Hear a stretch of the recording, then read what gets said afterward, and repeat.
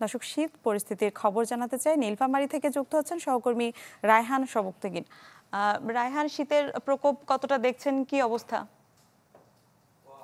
Finlay English ব্রেকফাস্টটি, যার কড়া স্বাদ আর সতেজ সুবাস দেয় চুমুকে চমৎকার একটা দিন। নীলফামারী সহ উত্তরবঙ্গে শীত পড়েছে যথারীতি, কিন্তু শীত মাঝারি ধরনের একটা শৈত্যপ্রবাহ এগিয়ে আসছে, ধেয়ে আসছে আমাদের দিকে, এরকমটা জানিয়েছে আবহাওয়া অধিদপ্তর। গত কয়েকদিন থেকে কিন্তু 15 থেকে 17 ডিগ্রি তাপমাত্রা, সর্বনিম্ন তাপমাত্রা রেকর্ড হচ্ছে নীলফামারীর যে দুটি আবহাওয়া পর্যবেক্ষণ কেন্দ্র রয়েছে সেখানে। আজকে তাপমাত্রা রেকর্ড হয়েছে 17.2, অর্থাৎ খানিকটা বেড়েছে। আজকে আসলে সকাল সকালই রোদ উঠেছে। আবহাওয়া অধিদপ্তর বলছে যে এই মাসের শেষ নাগাদ আসলে একটা মাঝারি ধরনের শৈত্যপ্রবাহ, আপনি জানেন মাঝারি ধরনের শৈত্যপ্রবাহ হওয়ার মানে হচ্ছে একদম 8 ডিগ্রি সেলসিয়াস তাপমাত্রার কাছাকাছি নেমে যাওয়া বা আরো নিচে নেমে যাওয়া।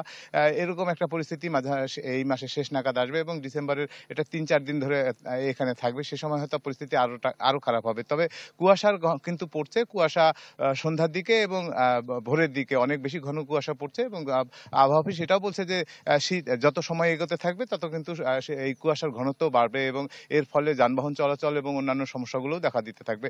যেটা পরিস্থিতি আরেকটাই অংশ বলতে চাই তাপমাত্রার ক্ষেত্রে, শীত যেমন সকালে এবং সন্ধ্যার দিকে, রাতের দিকে অনেক বেশি করে পড়ছে, তেমন কিন্তু দিনের বেলাতে 31 ডিগ্রি তাপমাত্রা, সর্বোচ্চ তাপমাত্রা 31 ডিগ্রিতে পৌঁছে যাচ্ছে। ফলে সকালের শীত এবং দিনের যে তাপমাত্রার এই বৈষম্য কিন্তু অনেক বেশি হচ্ছে, ফসলের উপরে প্রভাব পড়ছে।